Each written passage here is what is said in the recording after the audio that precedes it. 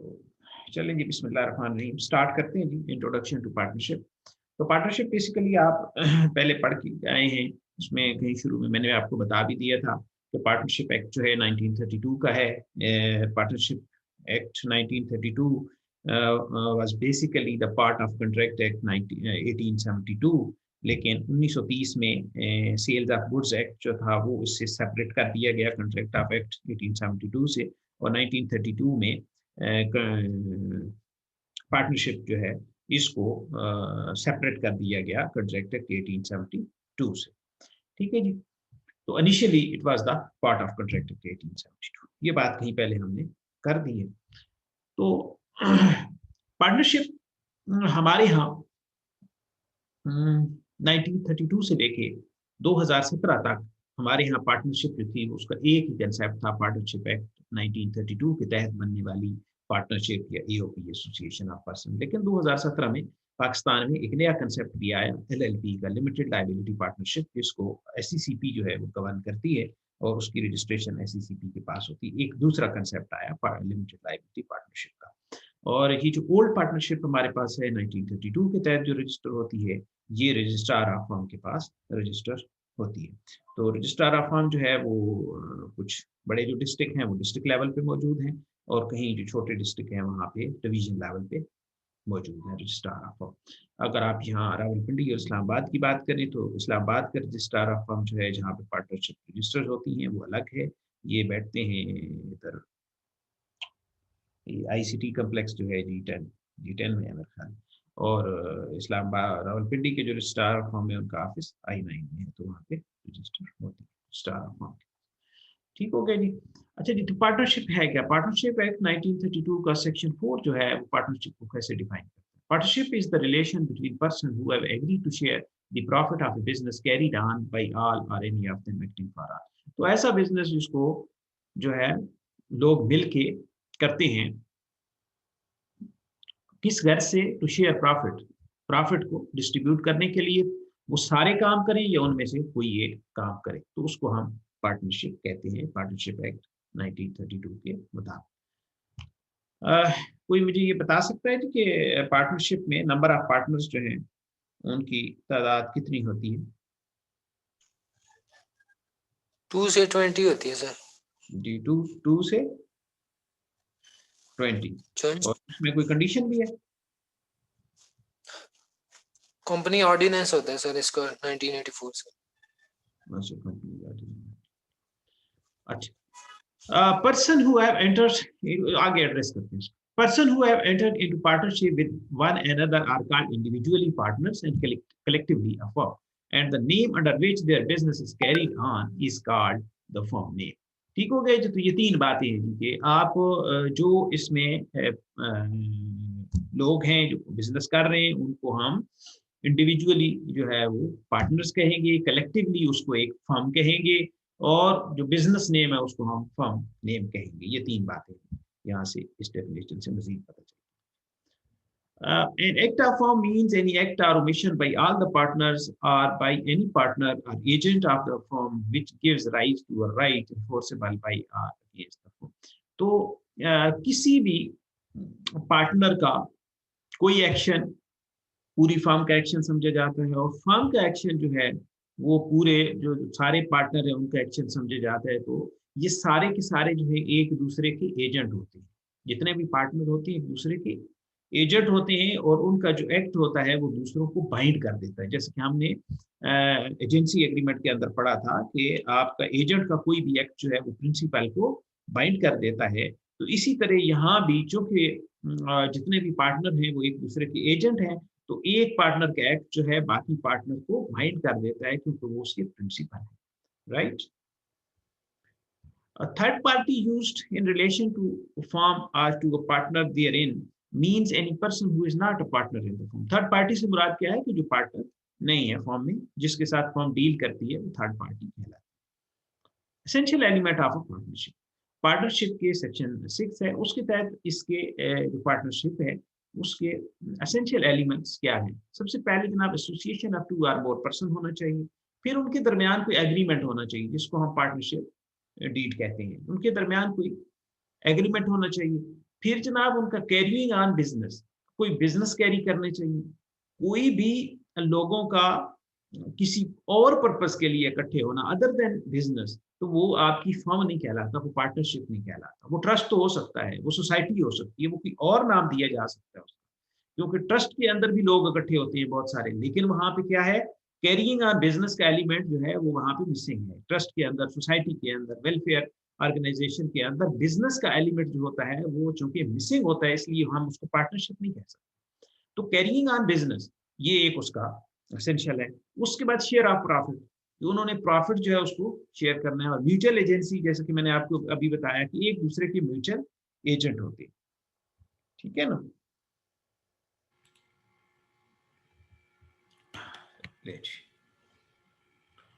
ये जो बात है एसोसिएशन ऑफ टू और मोर पर्सन, जो अभी मैंने सवाल किया, ये वही सवाल है। ये यहाँ पे सेंटर में आप आ जाए तो इसका जवाब आपको मिल जाता है कि 2 to 20 है, लेकिन कंडीशन क्या है कि अगर बैंकिंग बिजनेस है तो 10 से ज्यादा नहीं होगा, और एनी अदर बिजनेस है तो फिर 20 होगा। और अगर कोई फर्म जो है वो प्रोफेशनल पर्सन की है तो मैक्सिमम नंबर में एक्सीड 20। अगर प्रोफेशनल पर्सन मसलन क्या है, वो अकाउंटेंट हैं, वो प्रोफेशनल इंजीनियर हैं, वो लायर्स हैं, तो अगर वो मिलकर कोई पार्टनरशिप बनाती हैं तो वहां पे एक एक्सेप्शन ये भी है कि वो 20 से इंक्रीज हो सकता है।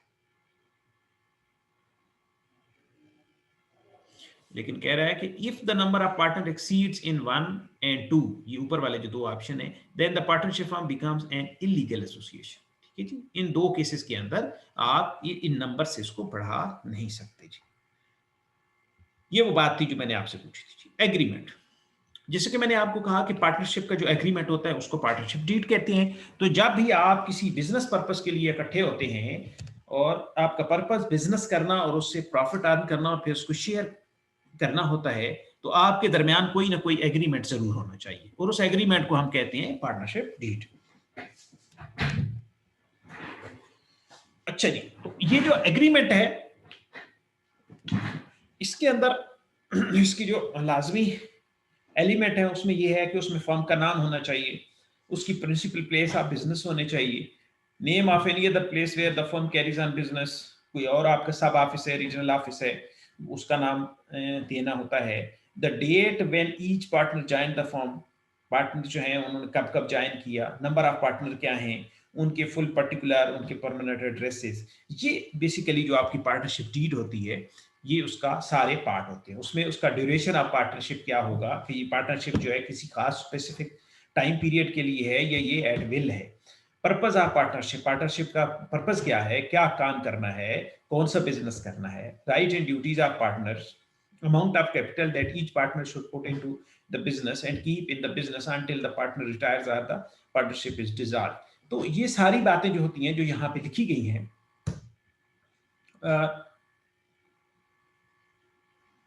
ये सारी की सारी आपके जो पार्टनरशिप डीड होती है बेसिकली उसका हिस्सा होता है। अच्छा, इसमें क्या होता है कि in Pakistan if the partnership agreement does not specify what the rights and duties of the partner should be in particular circumstances, the rules set out in the Partnership Act 1932 are assumed to apply. These are default rules in the absence of anything else। अगर आपके partnership deed के अंदर कोई ऐसी चीज है जिसको आपने नहीं लिखा, तो जैसा पार्टनरशिप एक्ट 1932 के अंदर लिखा गया वो सारे का सारा आपकी पार्टनरशिप पे अप्लाई होगा। राइट, अच्छा जी, उसके बाद जैसे कि मैंने कहा, अभी आपको थोड़ी देर पहले बताया कि कैरिंग ऑन बिजनेस कि पार्टनरशिप का मतलब जो है वो कैरिंग ऑन बिजनेस है। अगर आप किसी और काम के लिए कोई इकट्ठे होते हैं, दो या दो से ज्यादा लोग, जैसे कि मैंने आपको ट्रस्ट की, सोसाइटी की, वेलफेयर ऑर्गेनाइजेशन की मिसाल दी, तो उसको आप पार्टनरशिप नहीं कह सकते क्योंकि वहां पे पर्पस जो है वो बिजनेस नहीं है। तो कैरिंग ऑन बिजनेस जो है वो पार्टनरशिप का मेन पर्पस है, मेन ऑब्जेक्टिव है। शेयरिंग ऑफ प्रॉफिट, इसके बाद आपने प्रॉफिट शेयरिंग शेयरिंग करनी है। वो प्रॉफिट शेयरिंग जो है उसकी रेशियो कोई भी हो सकती है। उसकी रेशियो जो है वो आपकी पार्टनर जो कैपिटल है उसके मुताबिक भी हो सकती है। उसमें से कुछ मैनेजिंग पार्टनर होते हैं उनकी ज्यादा हो सकती है, कुछ साइलेंट पार्टनर हो सकते हैं उनकी कम हो सकती है। तो शेयरिंग ऑफ प्रॉफिट जो है वो आपकी कोई भी उसकी जो है वो बेसिस हो सकती है।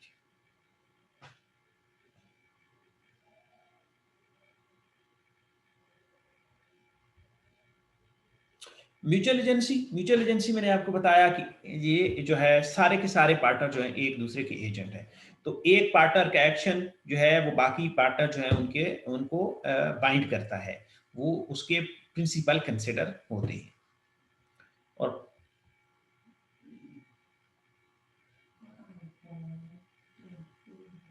ये एक एग्जांपल है, इसमें यही बताया गया है कि ये A B C D जो है ये पार्टनर हैं, और ए जो है से जैसे लिखा हुआ है S between A is principal, but as between A B C is also the agent of B and D. As such A B C can all sue D can also sue A B C।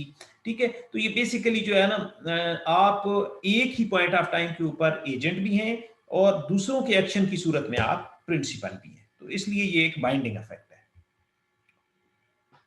ये इसी example को एक जो है वो chart एक की सूरत में एक बता दिया गया है कि कौन जो है when A does an act,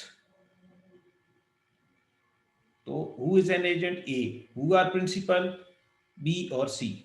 ठीक है, जब ए कोई काम करता है तो बी एंड सी उसके प्रिंसिपल होते हैं, जब बी कोई काम करता है तो ए और सी उसके प्रिंसिपल होते हैं, और जब सी कोई काम करता है तो ए और बी उसके प्रिंसिपल होते हैं। ये बेसिकली आपको ये समझाया गया है। ये कुछ पॉइंट्स हैं जो म्यूचुअल एजेंसी की सूरत में feature of partnership need to be understood, ये चीजें हैं इसको। अच्छा, ये टेस्ट ऑफ पार्टनरशिप कि किसी भी बिजनेस को अगर आपने ये चेक करना है कि वो क्या पार्टनरशिप है या नहीं है, तो उसके लिए टेस्ट क्या है?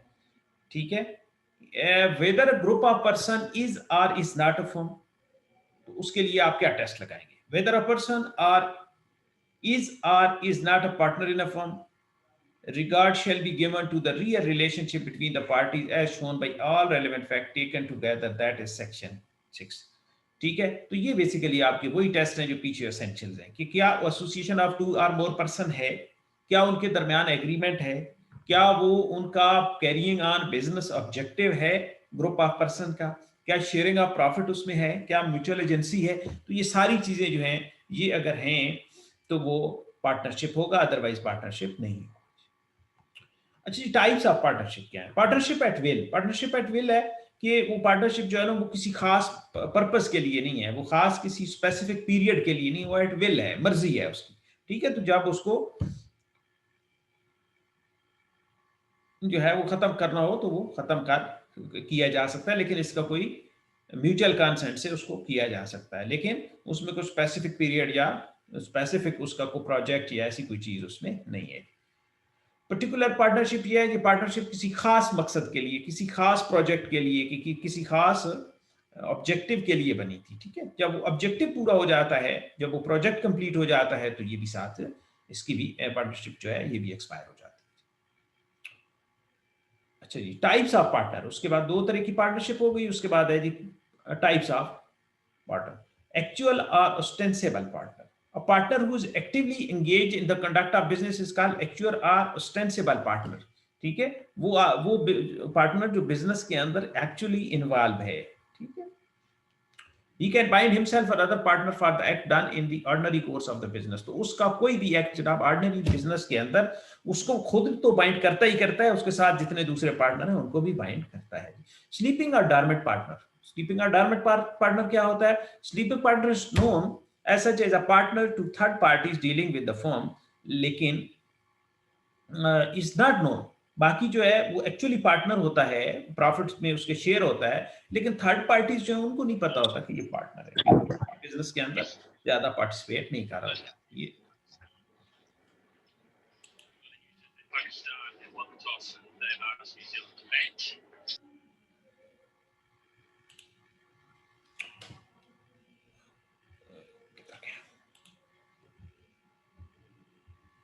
उसके बाद होते हैं nominal partner. A partner who does not contribute any capital or share in profit but lends his name to the firm is called a nominal partner। ठीक, ऐसा आदमी जो बेसिकली ना तो कोई कैपिटल देता है ना वो शेयर होता है उसका प्रॉफिट में, लेकिन उसकी गुडविल की वजह से, उसके लोगों को जानने की वजह से, तो उसको एज अ पार्टनर शो कर दिया जाता है। पार्टनर इन प्रॉफिट ओनली, कोई ऐसा पार्टनर भी हो सकता है जो सिर्फ प्रॉफिट में पार्टनर है, लॉस में पार्टनर नहीं है। सब पार्टनर, साइलेंट पार्टनर, ये सारी जनाब इसकी टाइप्स हैं। अच्छा जी, ये जनाब एक जॉइंट स्टॉक कंपनी जो कि अभी हम पढ़ के आए हैं, कंपनीज जॉइंट स्टॉक कंपनी, उनमें और पार्टनरशिप में फ़र्क क्या होता है, ये मेन डिफरेंसेस हैं। फॉर्मेशन तो आपको पता है कि पार्टनरशिप जो है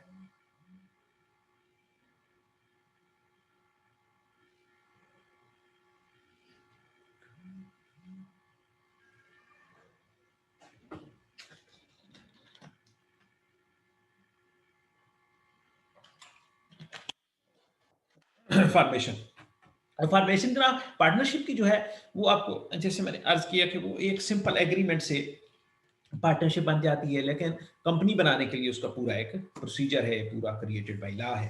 ठीक है, रजिस्ट्रेशन जो है पार्टनरशिप की वो ऑप्शनल है।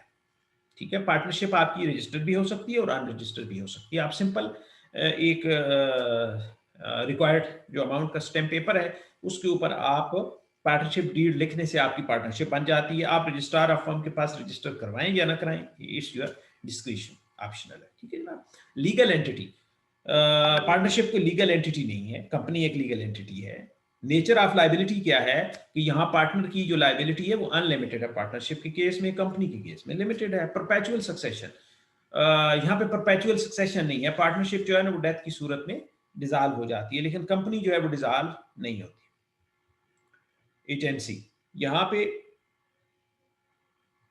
जो पार्टनर हैं वो पार्टनरशिप के केस में एक दूसरे के एजेंट हैं, लेकिन शेयर होल्डर जो है कंपनी के केस में एजेंट नहीं है। Transfer of interest, a partner can not transfer interest without getting consent from other partners. तमाम पार्टनर की कंसेंट के बगैर जनाब ये ट्रांसफर यहाँ पे नहीं हो सकती पार्टनरशिप के केस में, लेकिन कंपनी के केस में कोई रिस्ट्रिक्शन नहीं है। नंबर ऑफ पर्सन दूसरी डिफरेंस है, वो अभी हमने पढ़ लिया है। तो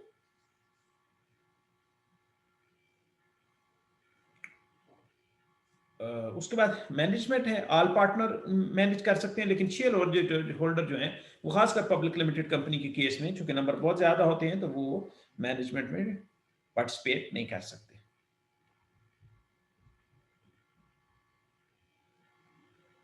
ओके, पार्टनरशिप फॉर्म और पार्टनर फॉर्म और को ओनरशिप में क्या फर्क है। पार्टनरशिप, जैसे कि हमने अभी डिस्कस किया है कि पार्टनरशिप जो है वो पार्टनरशिप एक्ट 1932 के तहत बनती है, लेकिन को ओनरशिप क्या है। को ओनरशिप की लाइक एक प्लाजा है एक किसी जगह पे, तो उसमें चार पांच बंदे जो हैं वो को ओनर हैं। तो ये को ओनर डिफरेंट चीज है और पार्टनरशिप डिफरेंट चीज है। ठीक है, तो इसके अंदर भी डिफरेंस यहाँ पे बताया गया है। फॉर्मेशन वही फर्क है कि फॉर्मेशन जो है वो एग्रीमेंट से होती है, लेकिन उसमें एग्रीमेंट जरूरी नहीं है। पार्टनरशिप के अंदर बिजनेस जरूरी है, को ओनरशिप के अंदर जो है वो बिजनेस जरूरी नहीं है। ठीक है, नंबर ऑफ पर्सन जो है यहाँ पे लिमिटेड हैं, पार्टनरशिप में डिफाइन कर दिए गए हैं। को ओनरशिप में भी बहुत सारे पार्टनर हो सकते, को ओनर हो सकते हैं, 30-40 हो सकते हैं, उसके अंदर ऐसी कोई लिमिट नहीं है। शेयरिंग ऑफ प्रॉफिट जो है ये बड़ा लाजमी एलिमेंट है पार्टनरशिप का, लेकिन को ओनरशिप में ये जरूरी नहीं है। यहाँ पे एजेंसी है पार्टनरशिप में, वहाँ वो एक दूसरे के एजेंट नहीं है। ट्रांसफर ऑफ इंटरेस्ट, पार्टनर जो अपनी सबकी कंसेंट के बगैर वो शेयर ट्रांसफर नहीं कर सकता, लेकिन यहाँ पे ऐसी कोई बात नहीं है को ओनरशिप में। ठीक है जी, तो ये बेसिकली डिफरेंस था पार्टनरशिप और कंपनी में और पार्टनरशिप और को ओनरशिप में जी। तो अभी कोई सवाल है तो आप पूछ लें, फिर हम आगे मूव करते हैं जी। लें जी, पार्टनरशिप में नेक्स्ट जो है वो है relation of partners to one another, के पार्टनर्स जो हैं उनका एक दूसरे से रिलेशन किस तरह का, जो पहले हमने अभी डिस्कस किया कि वो एक दूसरे के एजेंट होते हैं। अभी मजीद हम उसमें इनकी राइट और ड्यूटीज देखते हैं जी।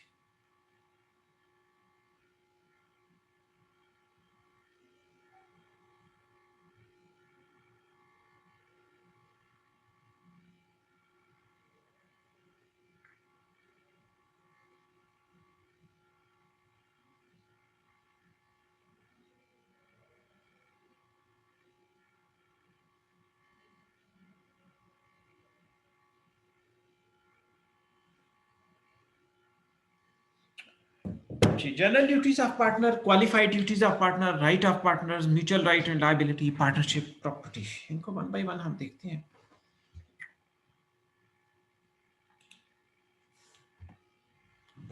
जनरल ड्यूटीज ऑफ पार्टनर्स क्या है जी? Duty to be just and faithful, ठीक है जी, कि जनरली पार्टनर्स को उनको जस्टली और फेथफुली जो है वो काम करना है, एक दूसरे का उनको ट्रस्ट होना चाहिए, कॉन्फिडेंस होना चाहिए, हेल्पफुलनेस होनी चाहिए, ठीक है ना, ये जनरली रिक्वायर्ड। जी जी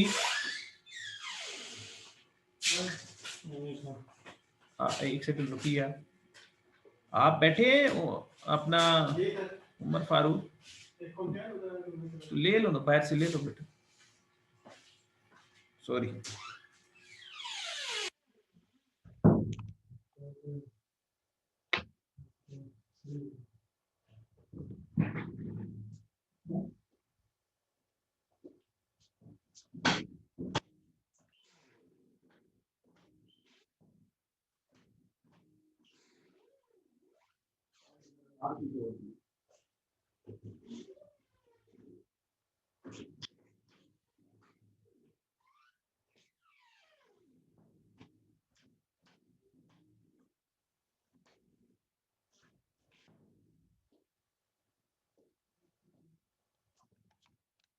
सॉरी थोड़ी सी डिस्टर्बेंस हो गई।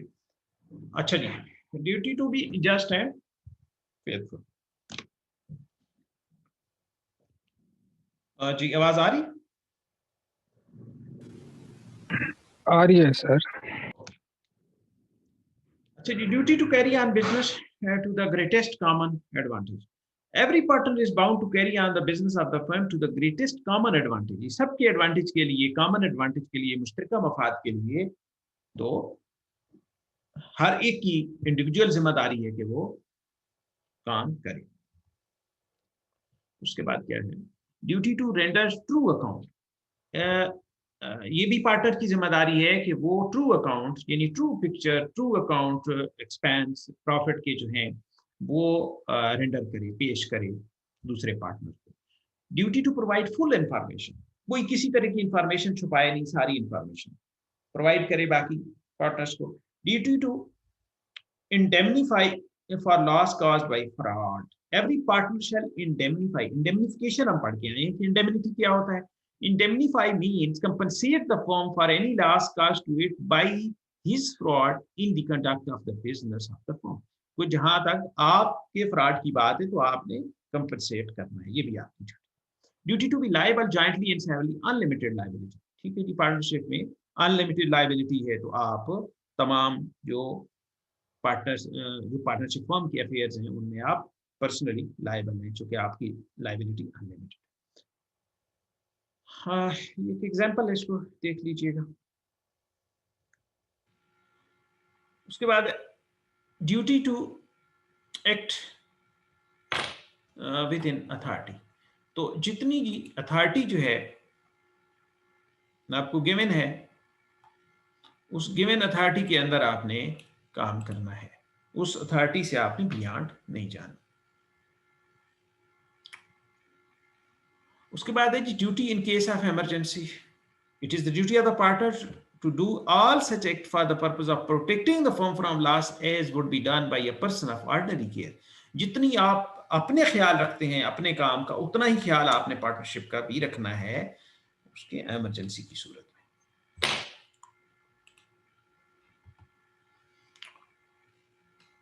एग्जाम्पल है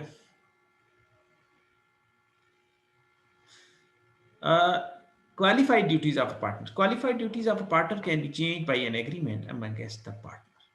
Unless otherwise agreed by the partner, every partner has the following duties. ठीक हो गया जी। Duty to attend diligently to his duties, अपनी ड्यूटीज को ईमानदारी से करना। Duty to contribute to the losses, ठीक है जी, ये बात हम पहले कर चुके हैं। उसके बाद है duty to indemnify for wilful neglect, अगर आपकी कोई जानबूझ के आपने कोई निगलेक्ट किया है तो उसके लिए भी आपने इंडेमनीफाई करना है फर्म को भी और बाकी पार्टनर को। Duty to use firm's property exclusively for the firm, firm की जो प्रॉपर्टी है, फर्म के एसेट हैं, उनको फर्म के बिजनेस की पर्पज के लिए आपने यूज करना है, अपने काम के लिए यूज नहीं करना। Duty to account for personal profit derived, duty to account for personal profit derived. A partner must account to the firm for any benefit obtained without the consent of other partner from any transaction involving the partnership. तो इसका मतलब है कि आपने कोई ऐसा benefit drive किया है जिसका बाकी लोगों को नहीं पता, ठीक है, तो उसको आपने अकाउंट फॉर करना है। ये इसकी एग्जांपल दी गई है कि आपने प्रॉफिट जो आपने पर्सनली गेन किया है उसकी एग्जांपल यहाँ पे गिवन है। अच्छा, उसके बाद है duty not to compete with the business of the firm। क्या मतलब है?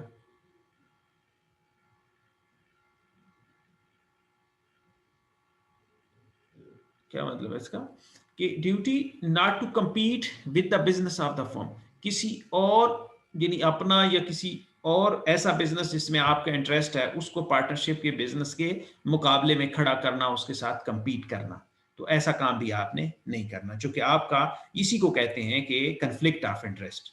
ठीक है, कि जहां आपका कन्फ्लिक्ट ऑफ इंटरेस्ट आ जाए तो वहां ये चीज होती है कि जो दो तीन चीजों में आपका इंटरेस्ट हो और दोनों तीनों जो है एक दूसरे को compete कर रही हो, तो ऐसा केस नहीं होना चाहिए। Duty not to assign his interest, no partner can assign or transfer his partnership interest to any other person so as to make him a partner in the business without the consent। आप अपना जनाब share या अपना जो interest है उसको किसी दूसरे को ट्रांसफर नहीं कर सकते, असाइन नहीं कर सकते जब तक तमाम पार्टनर्स की उसमें कंसेंट ना हो। राइट ऑफ पार्टनर, ये सब ड्यूटीज थी। अभी पार्टनर के राइट क्या है? Right to take part in the conduct of business, जनाब हर पार्टनर का राइट है कि वो बिजनेस के अंदर पार्टिसिपेट करे। राइट टू बी कंसल्टेड, हर पार्टनर का राइट है कि उससे पूछ की जाए, उससे कंसल्ट किया जाए, उसकी ओपिनियन ली जाए।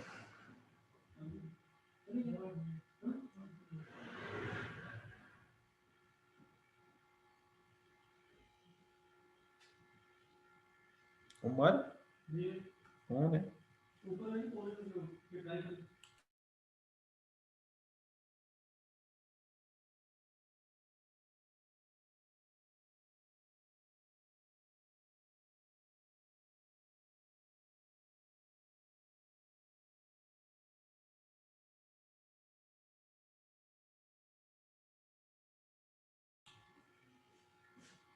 मुझे 2 मिनट दे दे, मैं कंटिन्यू करता हूँ यहाँ से।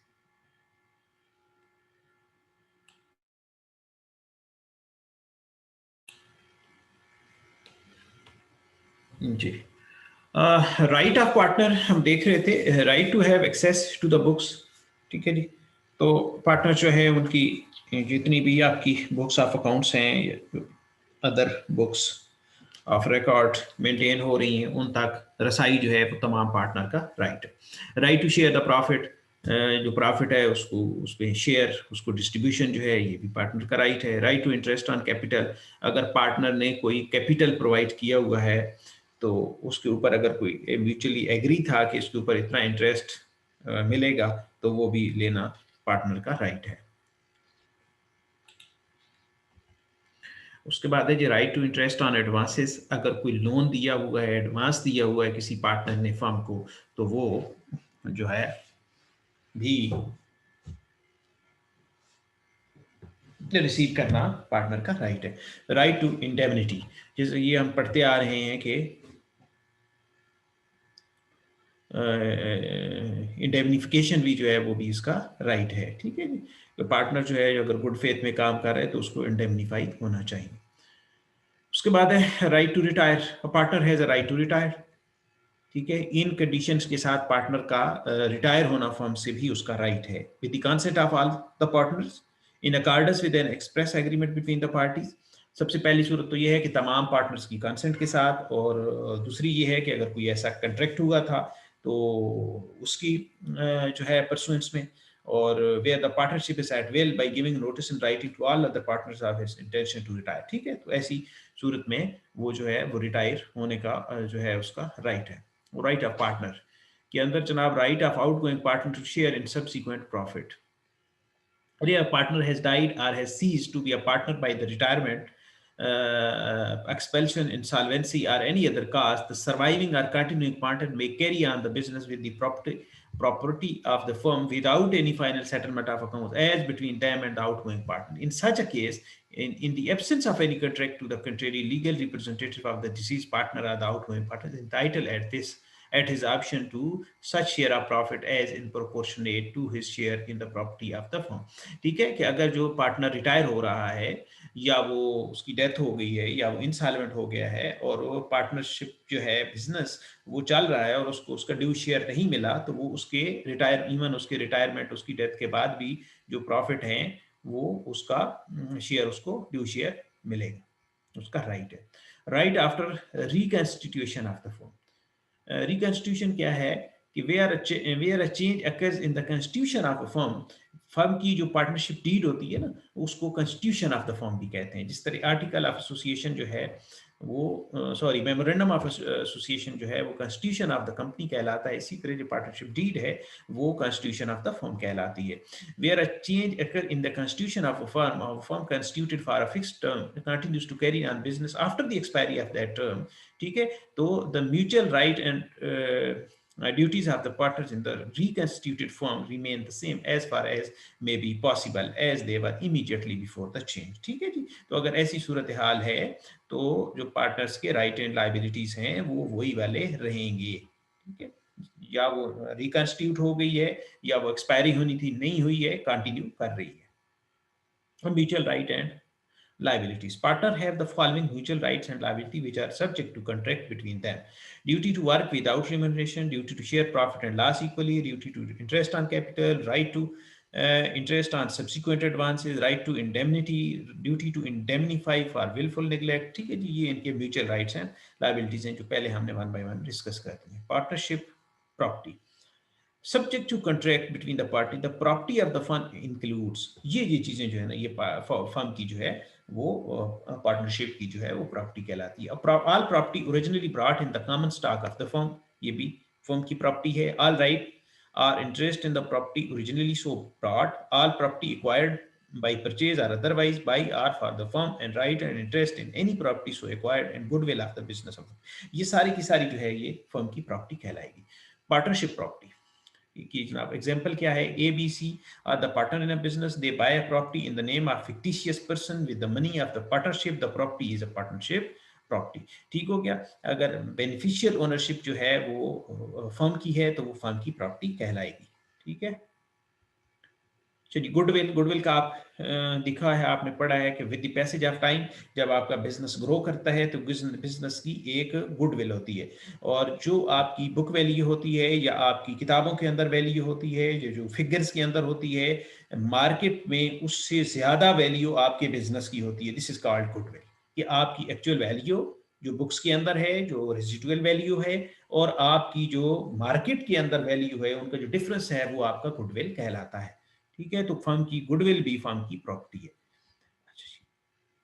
इस तरह ये खत्म होता है जी.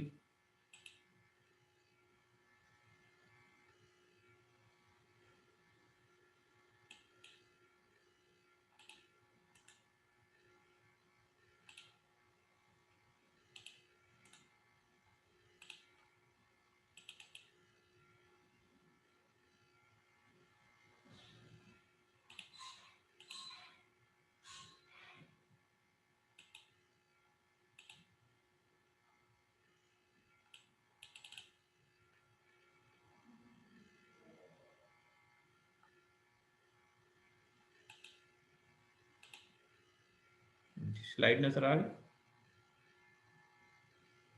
जी? स्लाइड शेयर होगी? जी सर, होगी है. ओके. अभी ये तो हमने रिलेशन पढ़े थे कि पार्टनरशिप जो है उनके अपने एक दूसरे के साथ रिलेशनशिप.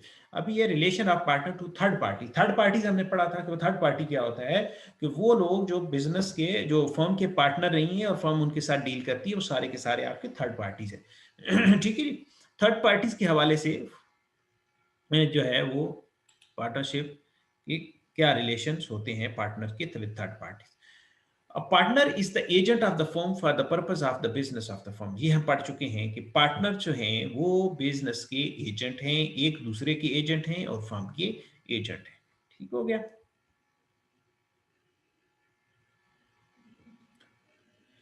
अथॉरिटी ऑफ पार्टनर, दो तरह की अथॉरिटी है, एक एक्चुअल अथॉरिटी और एक इम्प्लाइड अथॉरिटी है। एक्चुअल अथॉरिटी तो वो है जो आपको इन राइटिंग दी गई है, एक्सप्रेस दी गई है, ठीक है, तो वो आपकी किसी एग्रीमेंट के थ्रू दी गई है, वो आपकी एक्चुअल जो है वो अथॉरिटी। इम्प्लाइड अथॉरिटी क्या है? The act of the partner done by him as an agent of the firm in the course of business of firm in the name of the firm or in any other manner expressing an intention to bind the firm, an authority to bind the firm is known as implied authority of a partner। ठीक है जी, ये जनाब implied authority है कि उसके agent की जो capacity में इन कोर्स ऑफ बिजनेस के अंदर, और जिसमें फर्म जो है वो बाइंड हो जाती है, ठीक है, ये आपकी इम्प्लाइड अथॉरिटी कहलाती है। और एक्चुअल अथॉरिटी क्या है कि जो एक्चुअली इन राइटिंग है। In a trading partnership, all the partners have the implied authority to borrow money on the credit of the partnership, and the lender is under no particular obligation to investigate the purpose of loan। ठीक है जी, कोई भी partners की capacity में जाके अगर कोई चीज पार्टनरशिप के लिए परचेज करता है, तो वो जो लेंडर है, जो उधार देने वाला है, उसको कुछ ज्यादा जो है इन्वेस्टिगेशन की जरूरत नहीं है। वो उसके साथ ऑर्डिनरी कोर्स ऑफ बिजनेस के अंदर डील करेगा और उसको लोन दे देगा। और लोन जो है वो बेसिकली वो जो पार्टनर ले रहा है उसका लोन तो है ही है उसकी पर्सनल कैपेसिटी में, लेकिन बाकी तमाम पार्टनर का भी लोन है और कलेक्टिवली फर्म का भी लोन। ठीक है,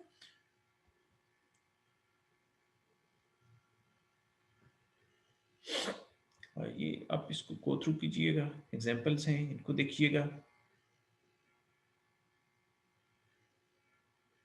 Following acts are not included in the implied authority of a partner unless there is any usage or custom of the trade। ठीक है, आर्बिट्रेशन वो नहीं कर सकता, बैंक अकाउंट नहीं खोल सकता, कंप्रोमाइज नहीं कर सकता, किसी सूट को जो अदालत के अंदर चलता हुआ मुकदमा है उसको विथड्रॉ नहीं कर सकता, acceptance of liability in suit और प्रोसीडिंग अगेंस्ट द फर्म है, एक्विजिशन नहीं कर सकता, ट्रांसफर नहीं कर सकता, partnership enter into partnership on behalf of the firm, ठीक है जी, किसी और पार्टनरशिप में नहीं कर सकता। तो ये वाले काम वो इम्प्लाइड अथॉरिटी में नहीं आते। Statutory restriction, the restriction imposed by law are statutory restrictions and is applicable against the whole world. ठीक हो गया जी, बाय पार्टनरशिप डीड है, जो कुछ जो रिस्ट्रिक्शन है वो आपके ऊपर जो है वो कानून के तहत हैं, स्टैट्यूटरी रिस्ट्रिक्शंस हैं, और कुछ जो आपकी पार्टनरशिप डीड जो है वो आपको बाइंड करती है।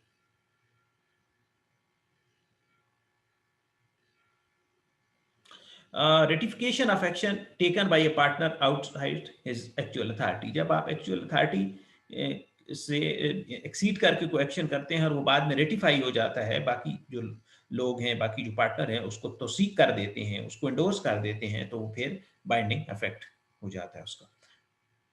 Liability of a partner for act of A firm. ठीक हो गया जी,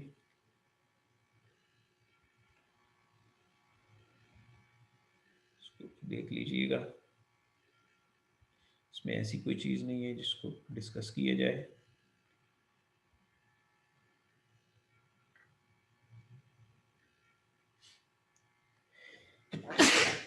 सॉरी,